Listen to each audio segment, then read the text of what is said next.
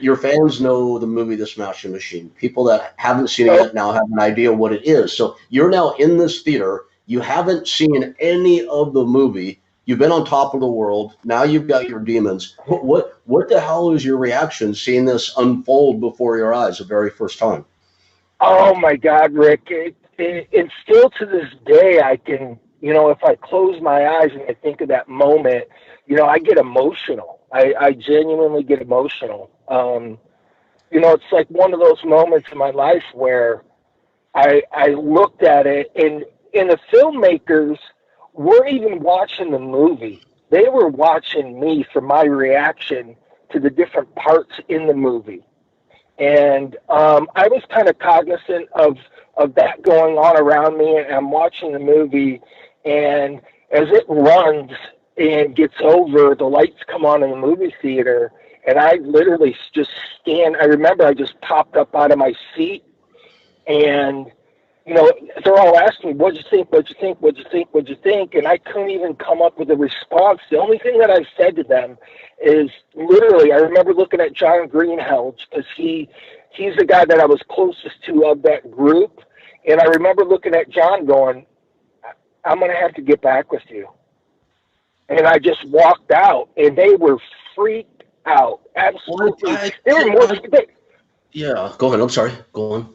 They were more freaked out than I was, Rick, because my reaction was just so like, oh my God, dudes, like hang on a minute, like time out. I need like a genuine like time out, man. I was so overwhelmed with what they had captured on film and how they put it together and the story that it told. It was hardcore. So apart from the craftsmanship of the movie, and by the way, everybody, it's an amazing movie. And Mark, we can still watch it streaming. Is that right? Even today? Yeah, yep. You can On still Netflix. watch it, and I think next year they're going to repackage it and reintroduce it to the next batch of people that really hadn't had the opportunity to see it. Okay. So this is the Smashing Machine. It's an exceptionally well-made movie, but again, the craftsmanship aside, let's get to the story. Do you remember when you stood up in that theater? What were you feeling? Were you proud that you got it out? Were you embarrassed and ashamed? Was it somewhere in the middle? What were your It feelings? it was it was shame. It was like I looked at it and I was I can't believe I let them have that much access to my life. B, I can't believe I'm like watching myself do what I was doing on film and just like, like, wow, and again, it goes back to this stupid analogy that I keep saying. It's like, it's like getting up in front of a crowd of people and talking about how rub your dick. It's like I jerk it a little to the left or a little to the right, and then I like this, and I use this lube, and it's that personal of a story, and it literally, Rick, here's how they calmed me down prior to me seeing it. They said, "Hey, Mark, we want your input.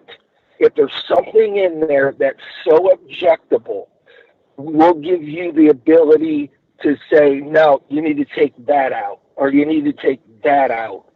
And so they gave me that kind of feeling of like I had some kind of objectivity to it where I can, have some kind of input to the creative process, that it wasn't just going to be me and me on an island by myself, that I can go, no, guys, you need to figure out how to rework this part of the story. I don't want that out.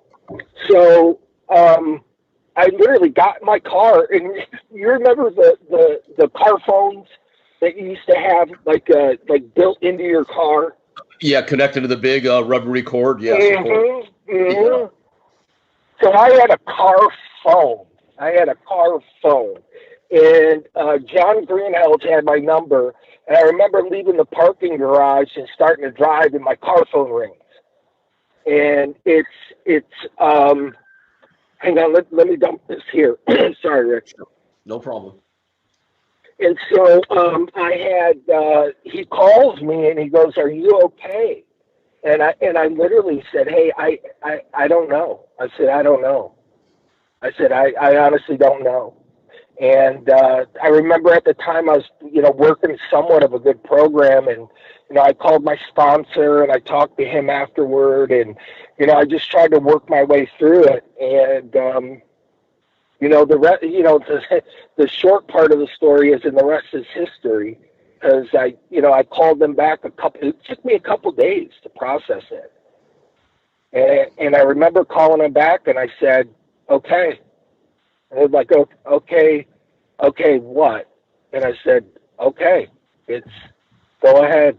You guys, So I try.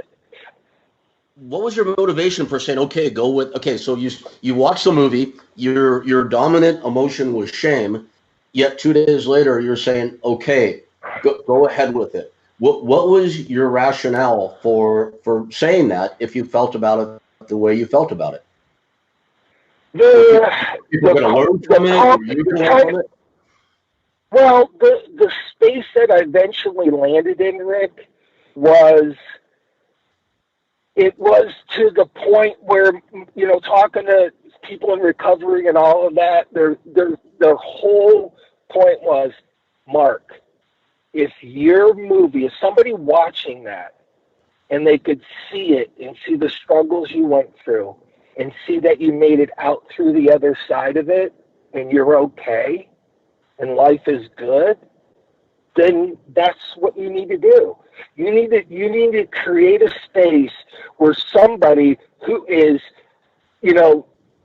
this dude that works at a power plant that, he got in an accident and now he's taking Vicodin every day and he can't figure out how to get out of the situation he's in. He pops open and watches your movie one night and he sees the baddest dude on the planet is dealing with addiction.